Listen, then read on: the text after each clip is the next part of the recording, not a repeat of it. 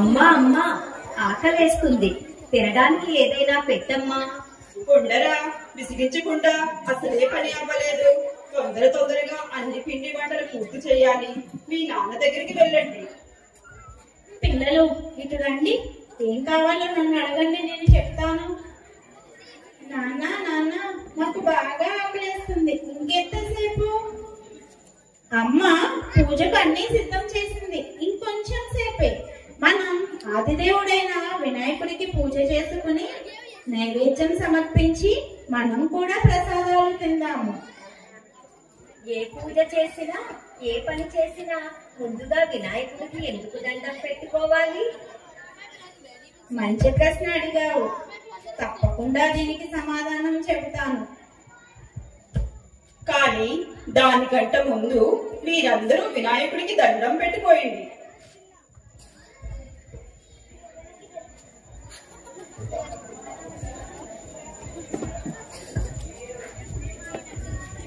గురు బ్రహ్మ గురు విష్ణు గురుదేవో మహేశ్వరః గురు సాక్షాత్ పరబ్రహ్మ తస్మై శ్రీ గురవే నమః.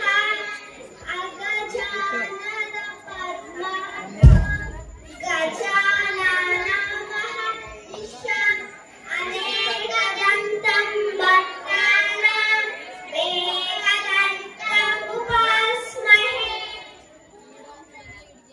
ఇప్పుడు మీ అందరికీ వినాయకుడి కథను చూపిస్తాను.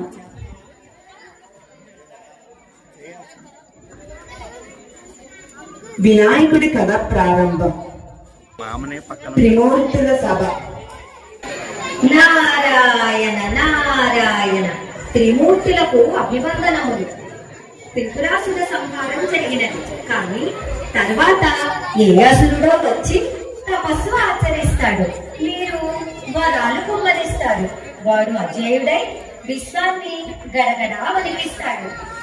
తరతరాలుగా జరుగుతున్న దేవదారుల సంఘర్షణ శాశ్వతంగా అంతం చేసి సుస్థిర శాంతిని కలిగించే మార్గమే లేదా స్వామి? దేవేంద్ర, ఈ విశాల విశ్వభ్రమణానికి మూలాలైన ఆధార చక్రానికి అధిపతులు ప్రకృతి పురుషులైన పార్వతీ పరమేశ్వరులు కలిసి ఉన్నంత వరకు ప్రపంచానికి ఏ అనర్థం లేదు, రాదు. శ్రీహరి చెప్పింది సత్యం. నిరంతర శక్తి సమేతులమై విశ్వాన్ని ఏ ఉపద్రవం రాకుండా కాపాడతామని అభయం ఇస్తున్నాం. మూషికాసురుడు గజాసురుడు సభలో ఉండి దేవతలను ఎలా నాశనం చెయ్యాలి అని చర్చించుకుంటూ ఉండగా నారదుడు ఆ సభకు వచ్చి త్రిమూర్తుల సభలో జరిగిన సంభాషణలన్నిటినీ వారికి చెబుతాడు.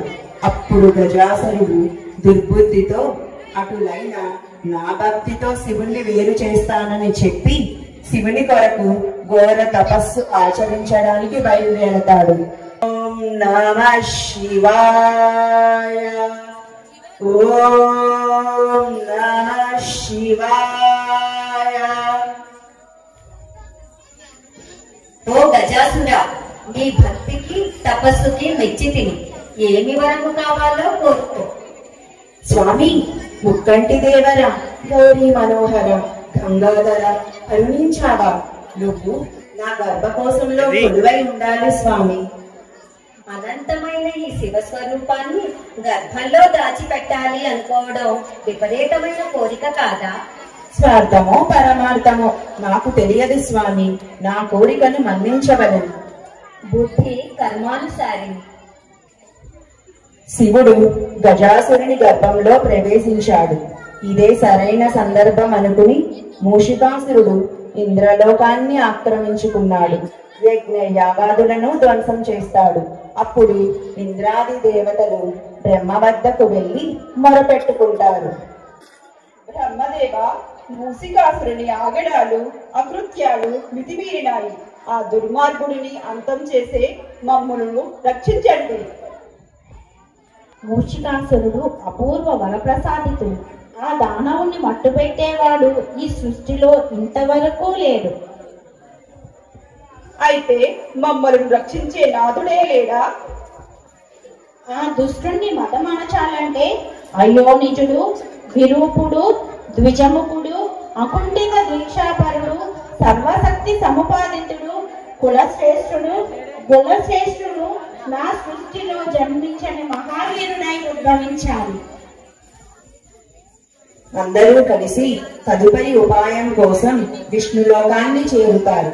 అక్కడ వారు చర్చించుకుని ఆదిశక్తి స్వరూపిణి అయిన ఆ పార్వతీదేవికి ఇది సాధ్యమని కైలాసములోని పార్వతీదేవి వద్దకు వెళ్తారు. బ్రహ్మ సృష్టి కాని మహాజ్ఞాని అయిన బాలునికి జన్మనివ్వు మాత. శంకరుడు గజాసురుని గర్భంలో చిక్కుకొని ఉండగా నేనేమీ చెయ్యలేను. సోదరి, మోసాన్ని మోసంతోనే జయించాలి. మేము దేవగణాలతో వెళ్ళి పరమేశ్వరుని బంధ విముక్తికై ప్రయత్నిస్తాము.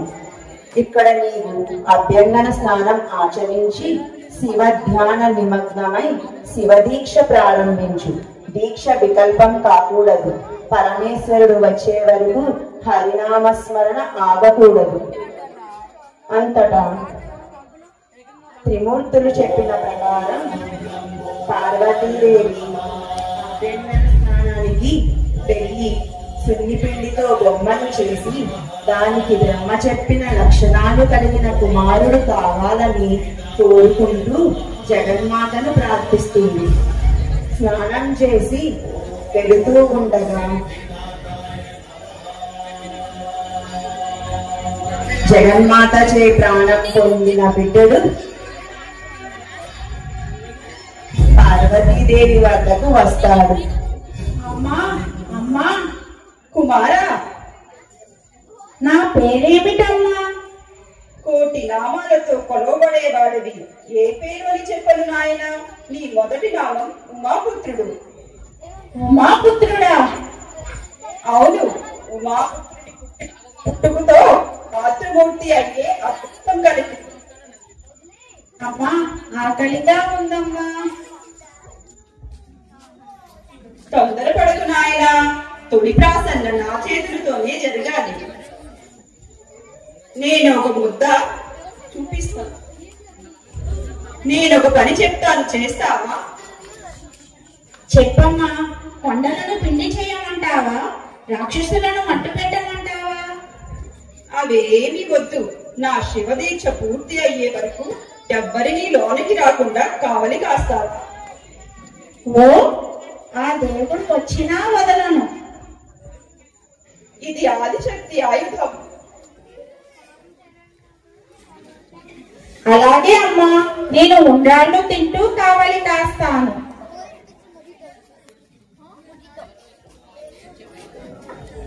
మూషికాసురుడు శివదీక్ష చేస్తున్న పార్వతీదేవికి విఘ్నం కలిగించాలని తన అనుచరులైన చండాసుర బండాసురులను పంపుతాడు.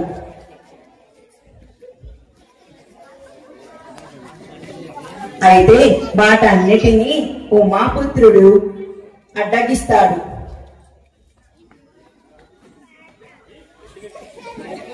దేవతలందరూ కలిసి గజాసురుని వద్దకు వెళ్లి జంగమయ్య రూపంలో నాట్యం చేసి ఆ గజాసురుని మెప్పించి వరము పొంది భక్తితో ఆ శివుణ్ణి బయటకు తీసుకుని వస్తారు.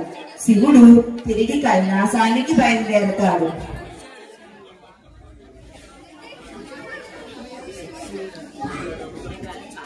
ఆవు, లోనికి వెళ్ళడానికి వీల్లేదు. అలా మా మందిరానికి వెళ్ళడానికి మాకే అనుమతి లేదా? ముందు దానికి అడ్డులే. ఇది అమ్మ ఆజ్ఞ. లోనికి వెళ్ళకూడదు, అంతే. పసివాడివని శాంతం వహిస్తూ ఉంటే మీ ప్రగల్భాలు మితిమీరిపోతున్నాయి. నీ అహంకారం మితిమీరిపోతోంది.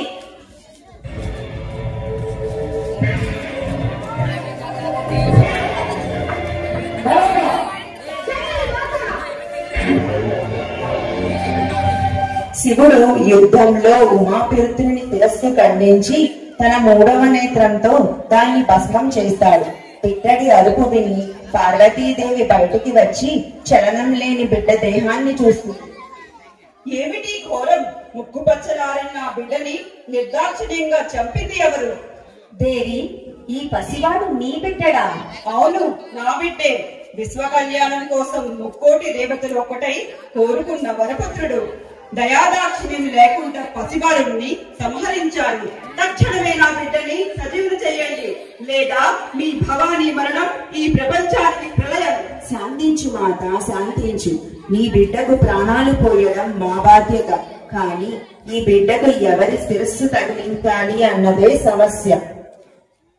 గజాసురుడు బాధతో శివుడిని వేడుకొన్నప్పుడు నీవు మా సంరక్షణలో ఉండి మమ్మల్ని చూస్తూ ఉంటూ గజరూపము ధరించి పృథివాసుడని పేరుతో పిలువబడ్డావు అని వరమిచ్చిన మాట శివునికి గుర్తుకు వస్తుంది. నంది, భృంగి, మీరు వెళ్ళి ఎవరైతే ఉత్తర దిశలో తలపెట్టి నిద్రిస్తారో వారి తలను తొలగించి తీసుకురండి. దిక్కులు వదిలి ఉత్తర దిక్కున పడుకున్న జీవితలనే ఎందుకు తెమ్మంటున్నారు శివయ్య? ఎందుకంటే ఉత్తర దిక్కున పడుకున్న వారు లేవగానే ఏ దిక్కును చూస్తారు? దక్షిణం. అంటే యమస్థానం మృత్యువును చేరువుగా ఉన్నదన్నమాట. అందుకే మన పెద్దవాళ్ళు ఉత్తర దిక్కున పడుకోవద్దు అని చెబుతారు. అప్పుడు నంది భృంగులు ఉత్తర దిక్కున ఉన్న ఏనుగు తలను కైలాసానికి తీసుకుని వస్తారు. వీళ్ళు ఏనుగు తలను కైలాసానికి తీసుకుని వెళ్ళాక శివునికి చూపిస్తారు. శివ, ఈ హస్తిమస్తకమును ఆ దేహమునకు పెట్టి ప్రాణప్రతిష్ఠ గావించు. వద్దు వద్దు, చంద్రబింబం వంటి చక్కని ముఖం కలిగిన నా బిడ్డకి ఈ ఏనుగు తల, నేను ఈ వికృత రూపాన్ని చూడలేను, చూచి భరించలేను. ఆ మూషికుడిని సంహరించడానికి విజముఖుడు విరూపుడు కావలేదు కదా, అదే దైవ నిర్ణయం. నీ సుతుడు మహాజ్ఞాని, బల సంపన్నుడు అవుతాడు అమ్మా. నీ పుత్రుడు కామరూపంలో కనిపిస్తాడు. కాదనక చిరంజీవిని చేయనివ్వు. దయవేచ్ఛ ఎలాగైతే అలా జరగనివ్వండి. దేవతలందరూ కలిసి ఉమాపుత్రునికి ప్రాణ ప్రతిష్ఠ చేస్తారు.